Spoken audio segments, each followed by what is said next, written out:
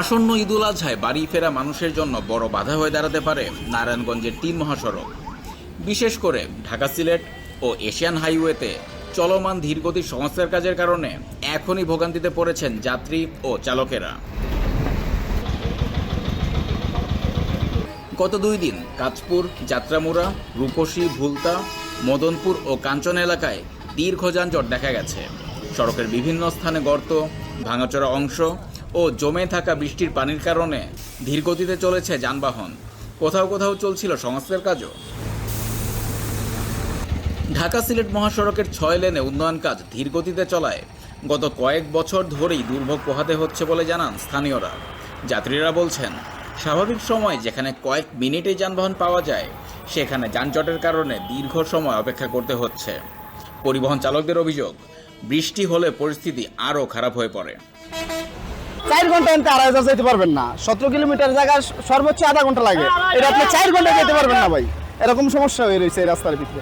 কেউ দেখান নাই তো ভাই, কারে কি কমু কোন, কেউ শুনেই না কারে কি করবেন। আপনি যাই দেখেন আধার তলাম গাতা হয়ে রয়েছে, একটা চাকা বললে আর উঠার পাও নাই, এরকম অবস্থা হয়ে রয়েছে রাস্তার ভিতরে। এই রাস্তা অনেক জ্যাম থাকে, রাস্তাঘাটে আমাদের চলাচল করতে অনেক প্রবলেম হয়।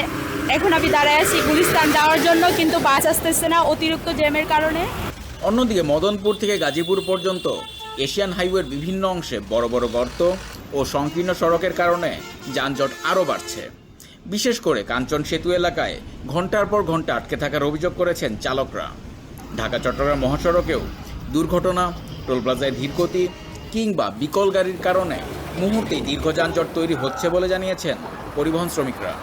কি করবো ভাই, রাস্তার কোনো কাম কাজ করে না, এখন মনে করেন আমাকে দুর্যোগ। এই যে এখন মনে করেন নষ্ট হয়ে গেল গাড়িটা, এখন তো মনে করেন মার্কেট করতে পারবো না, এই আর কি পরিস্থিতি ভাই। এখন এটা আবেদন কার কাছে জানাবো বলেন। তবে ঈদযাত্রা স্বস্তিদায়ক করতে উদ্যোগ নেয়ার কথা জানিয়েছেন জেলা প্রশাসক মোহাম্মদ রায়হান কবির। জেলা পুলিশ, হাইওয়ে পুলিশ, আনসার ও সড়ক বিভাগ যৌথভাবে কাজ করছে বলে জানিয়েছেন তিনি। গুরুত্বপূর্ণ পয়েন্টে অতিরিক্ত জনবল মোতায়েনের পাশাপাশি দ্রুত সংস্কার কাজ শেষ করার তাগিদ দেওয়া হয়েছে। প্রশাসনের আশা, সমন্বিত ব্যবস্থাপনায় এবার ঈদযাত্রার ভোগান্তি কিছুটা কমানো সম্ভব হবে।